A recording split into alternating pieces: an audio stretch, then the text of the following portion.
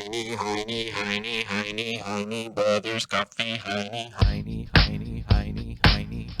Brothers Coffee, Heine Brothers Coffee is committed to organics and fair trade, recycling, friendly and relaxing shops, and a great cup of coffee.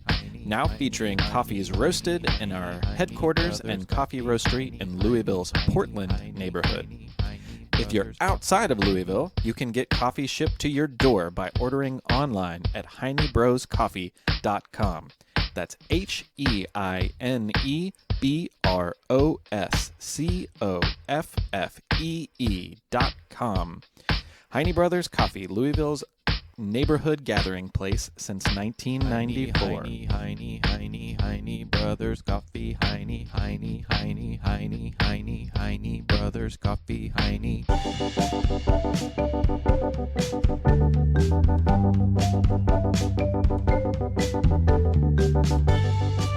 Hey everybody, welcome to episode 14 of The Past and the Curious. October 2017 marks our first full year of creating podcasts. It's a history podcast for families and kids and adults, anyone curious if this is your first listen. If you haven't listened to all of the episodes, go back, listen to the old ones. There's some really great stuff back there. Please. It's been so much fun and we're excited about the future. We're going to find ways to hopefully get you more content, but it's a lot of work to produce. We're just so happy that you are making use of it and enjoying it. So thank you. Big news on the Kids Listen front, the grassroots organization that we are so proudly a member of. There's a mobile app now, Kids Listen, you can get on your iPhone or iPad that has all of the great content you can explore. You can find new shows, shows like Tumble, shows like Alien Adventures of Finn Caspian. And I got a shout out to Book Power for Kids because one of the stars of Book Power for Kids, Chaska, is in our episode as the voice of Charles Dickens. But on with the show. Okay, say it 3 times fast. She sells seashells by the seashore. She sells seashells by the seashore. She sells seashells by the seashore. Yeah, nailed it.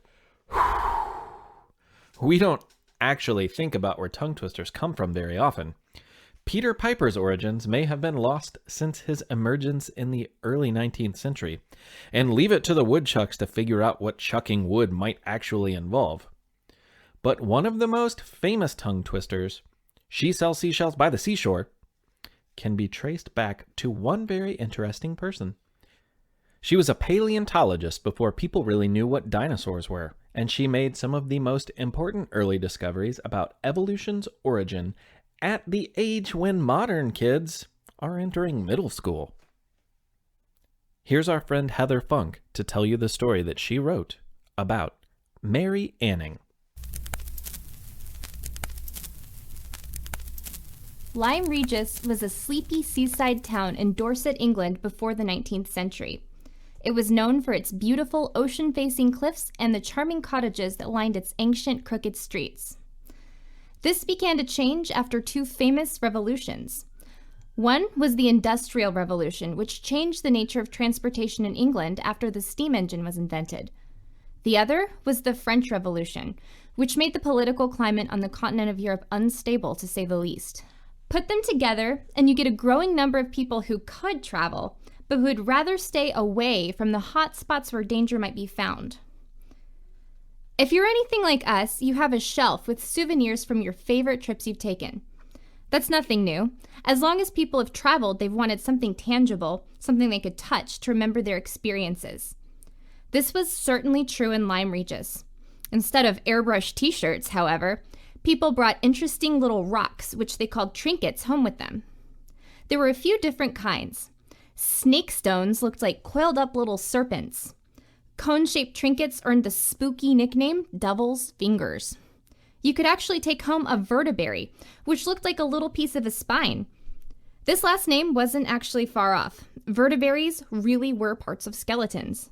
They belonged to the dinosaurs that had swum in the ancient sea that covered Lyme Regis millions of years ago. Richard Anning was a cabinet maker in Lyme Regis who sold these trinkets on the side to make ends meet for his family. Cabinet making wasn't the highest paid profession in those days, and the various wars in Europe that drove tourists to the English seaside caused food to become very expensive for working class families. He was married to a woman named Molly, and the two of them had 10 children. Only 2 of those children survived infancy: Joseph, who was born in 1796, and Mary, who was born in 1799. When Mary was just over a year old, something happened to her that made her a legend in Lyme Regis. A neighbor woman was holding her when a sudden storm overtook the town right in the middle of a horse show. The neighbor carried Mary under an elm tree to seek shelter with 2 other women, but the elm was struck by lightning. All 3 women who had been standing under the tree died, but Mary survived. Whoa, wait, hold on. That's some Harry Potter type stuff right there. She was like the girl who survived. Yeah, totally. As far as we know, though, she was a muggle. But still, people began to whisper that she had been spared for a reason. She must be meant to do great things. Did she? Well, yeah, that's why I wrote this story about her. Despite this fascinating beginning, Mary went on to have a fairly normal childhood for a working-class Dorset girl in the 19th century. This, of course, meant that she didn't have much of a childhood at all. As soon as she was old enough to be trusted out on the high cliffs of Lyme Regis, out she went with her father and brother, assisting in the family side gig.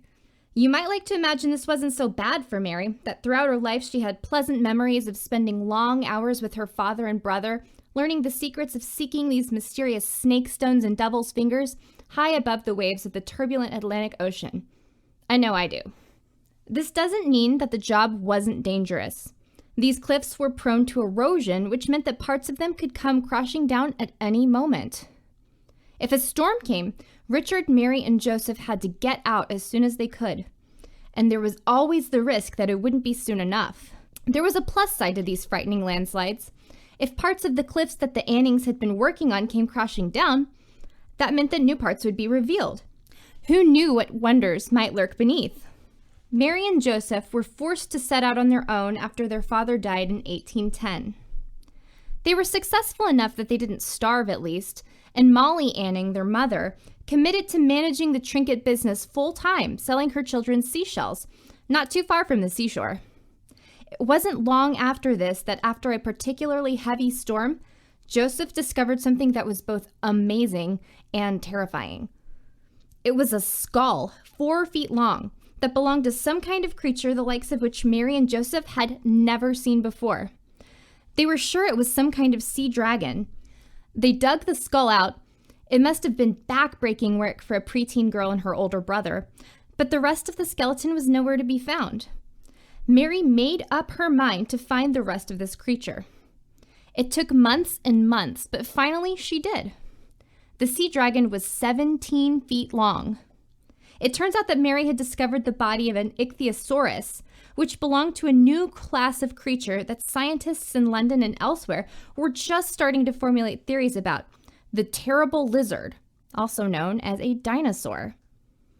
An interested gentleman who fancied himself a scientist bought the sea dragon's skeleton for 23 pounds. In those days, you couldn't go down to a college and find a thriving science department where people studied the wonders of the universe. If you had the money and were interested in something, you learned about it on your own time. Many of these Renaissance men began hearing talk in their illustrious social circles of the amazing things that could be found in Lyme Regis, and began flocking to the town to see what there was to be discovered. They were all fascinated by the creatures, of course, but also by the young girl who bravely climbed out onto the cliffs seeking fossils, often with her little dog Tray. By the time Mary was a young woman, the fossil money had dried up for the Anning family. One of the wealthy gentlemen who had benefited from the Dorset woman's knowledge set up an auction of some of Mary's most interesting discoveries and ended up raising hundreds of pounds for the family. The dinosaurs she discovered began to find their way into a new sort of institution, the Natural History Museum, and her specimens to this day can be found all over the world. Mary risked her life fossil hunting on an almost daily basis until her death in 1847. One landslide on the cliffs killed her poor little dog, and Mary only narrowly escaped with her own life. She didn't get as much recognition as she perhaps deserved for her work when she was alive, mostly because she was a woman and because she was working class. But now we recognize her extraordinary achievements. She discovered 2 major species of dinosaur, the Ichthyosaurus and the Plesiosaurus, and contributed to the brand new study of paleontology from an incredibly early age. The Geological Society of London did make her an honorary member, and she received some money to help advance understanding of the science of life's beginnings on Earth. This means she was the first woman to receive a scientific grant. In 1850, the Geological Society installed a stained glass window in Mary's church, depicting her incredible life and discoveries. In 1865, none other than Charles Dickens himself wrote an article on Mary, concluding with some very true words. The carpenter's daughter has won a name for herself, and has deserved to win it. So there you have it. What you might have once thought of as another tongue twister, if you thought of it at all, tells the story of an incredible young girl and the important discoveries she made that scientists still admire her for today. She sells seashells by the seashore. She sells seashells by the seashore. She sells... It's quiz time. It's quiz time. It's quiz time. Time.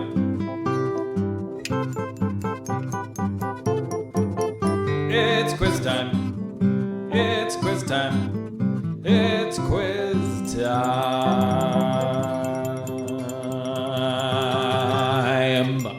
Question number 1. The woman from our next story, Mary Somerville, tutored another young woman who made a huge scientific impact, and her name was Ada Lovelace. Miss Lovelace is often described as being the first what? She was the first computer programmer, if you can believe it, way back in the 1800s, no less. She worked with Charles Babbage, the father of computers, and among other things, she wrote an algorithm to be carried out by machine. It took incredible creativity and vision to do such a thing. And she'd probably be amazed to see what we can do today. Question number 2. Nearly 100 years later, another woman named Grace Hopper pioneered computer programming in America's armed forces. Do you know what branch of the military Grace Hopper was a veteran of? When World War II began, she tried to enlist, but at 34 years old was deemed too old for service. So she joined the Navy Reserves, where she worked on the Harvard Mark I team. By the time she retired, she was one of the most important figures in computer programming and a rear admiral in the U.S. Navy. Not bad for a woman who nurtured her curiosity by taking apart alarm clocks and putting them back together as a little girl. Okay, and here's question number 3. Okay, I'll go with it. The man who invented the polygraph, or the lie detector machine, was a scientist who also created one of the most enduring female comic book heroes. Who was it? Well, it was Wonder Woman, and we bet her lasso of truth meant something especially important to the inventor of the lie detector machine. The past and the curious. Mary Somerville. Mary Somerville. Mary Somerville. Mary Somerville. Mary Somerville. Mary Somerville. Mary Somerville. The past and the curious. We take you now to Scotland, 1790. When Mary's father returned from sea, he was absolutely dismayed to find that his 10-year-old daughter could barely read, knew nothing of math, and spoke with what he thought was a terrible, strong Scottish accent. In his eyes, she was a savage. Those are his words, not ours. Well, her dad was a vice admiral in the Royal Navy, so appearances and a child's finishing were very important to him. So quickly, he sent her to an expensive boarding school, but only for a year. He wanted her to get the basics, but not a complete education. See, most women of the time simply would not receive that complete education. When she returned, her reading was passable, she knew a bit of math, and even some French, but that was really about it. Still, the school experience awakened something in her. It turns out that Mary Somerville was a genius. But genius cannot develop alone. So she pestered everyone for informal lessons in geography, astronomy, Latin, whatever anyone else might know. She devoured that knowledge and anything that she could squeak out of people. Her brother, on the other hand, would benefit from a private tutor, and great teachers. This was not uncommon. Young men, whether they liked it or not, were given the lessons and education opportunities that their sisters often desired. But during his mathematics lessons, Mary would stand by the door to listen in and try to pick up what knowledge she could. One day, her brother was absolutely stumped by a question, and Mary couldn't help herself, and she blurted the answer through the door. You can imagine that the tutor was really taken aback, most surprised at the girl's voice calling the correct answer from all the way out in the hallway. After that, the tutor allowed her to unofficially continue her studies with him. Now, this didn't sit too well with her parents. Again, they didn't want her to get too smart. Though the year 1800 would bring a new century, the world was still a long way from the progress of women's equality. That really wouldn't begin until the following century. So the girls of Mary's period, especially the ones from distinguished families, were expected to attend balls, dance, and present a sweet and genial demeanor. They were not judged on their ability to solve algebraic equations. At one point, her parents told her, "Enough already. It is time to cease your pursuits. It is unbecoming of a lady." But she couldn't stop. There was too much more to learn. Now let me ask you a question. Have you ever done something that you weren't supposed to do? What am I saying? Surely none of our listeners have ever done anything wrong. Allow me to rephrase. Do you know how other kids do things they're not supposed to do? What do? They sneak into their room, and then they shut the door, and oh so carefully they tiptoe backwards so as not to make a sound. And then they do whatever it was that they were not supposed to be doing. Probably eating cookies in bed, right? Well, Mary was no different. But when she snuck into her room to avoid the pesky prying eyes of her parents, it was to do something you'd probably never think to do. How could you even consider such a thing? She was learning algebra. And when her parents found out, they got really mad. Well, life went on for Mary. As a young adult, she did the things that were expected of her. She married, she had kids, and she began a life. Sadly, when her husband died, she was only 26 years old, and she returned to her home in Scotland. She was left with enough money to live without great worry, so she immersed herself in the things that brought her comfort. Mostly some light reading, plane and spherical geometry, conic sections, astronomy, some of Newton's Principia. Remember when we said that she was a genius? Well, she was an autodidact too. The word autodidact comes from the Greek roots autos, which means self, and didactos, which means teach. So the word describes someone who teaches themselves, and usually refers to a high level of knowledge. You wouldn't use the term to describe someone who's a doctor in their field. But if there was someone who knew as much as that doctor and learned it largely outside of formal training, well, you might call them an autodidact. When she remarried to Dr. William Somerville, thereby becoming the Mary Somerville that we know and remember today, she moved to London, where her new husband was a part of a scientific circle and a member of the Royal Academy. As smart and respected as he may have been, he was always very clear about the fact that his wife was far more brilliant than he was. And because of this, Mary met, conversed with, and impressed nearly every scientific mind in England. To her surprise, one day she got a letter from a friend who knew she had a unique and important ability. This man belonged to the hilariously titled Society for Diffusing Useful Knowledge. He believed that a new, important, and quite dense book, Mécanique Céleste, was a book that no one really understood, but probably should. In his estimation, maybe 10 people in all of England really understood it. It was technical, dry, and complex, and it would require the reader to understand all of the math the author used before they could find the useful knowledge, which in and of itself was quite a lot to tackle. But he knew Mary could understand it, and more importantly, he knew she could explain it so most other people could understand it too. Soon enough, she agreed to try writing a book explaining this other book about celestial mechanics to the common folk, but only on one condition.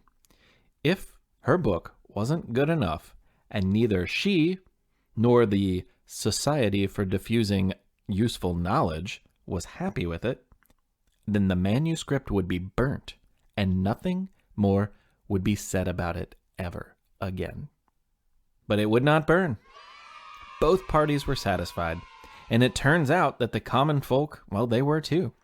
The book would sell out in its first pressing and then continue to do so many more times over.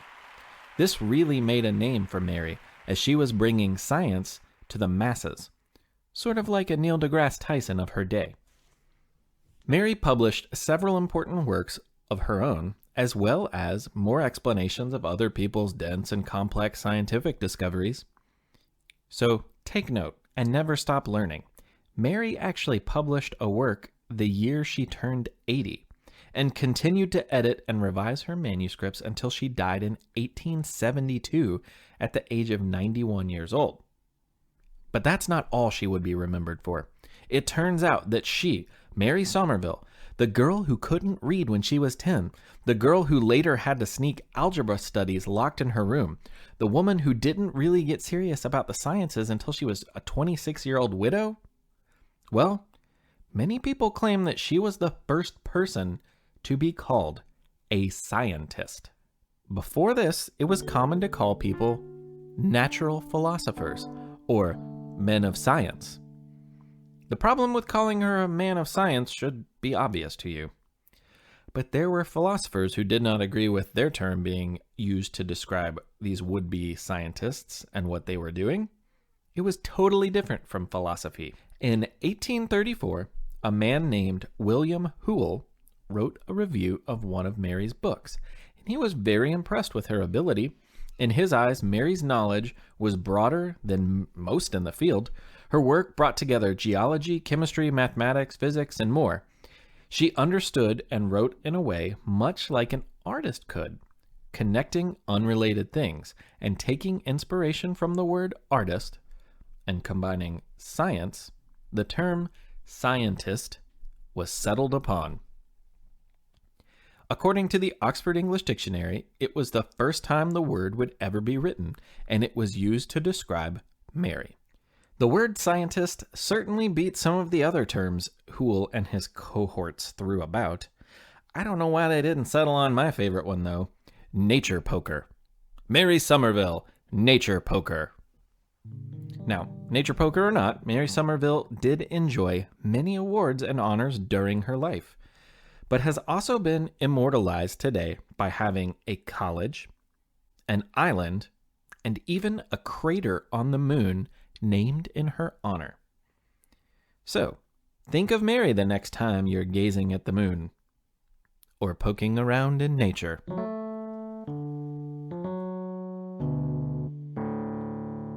So there you have it. Episode 14. Thank you all for listening, Women of Science. We have some t-shirts that are really nice looking. We're going to send to our Patreon sponsors while supplies last. So you just might want to consider that. I'm just telling you. Tell somebody about our show. We would love it.